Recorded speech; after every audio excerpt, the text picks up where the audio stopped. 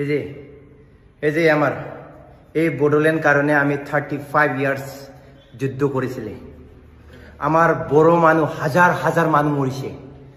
15-20 হাজার মানুষ মরিছে এই বড়োল্যান্ড স্টেট কারণে বুঝি পাইছে না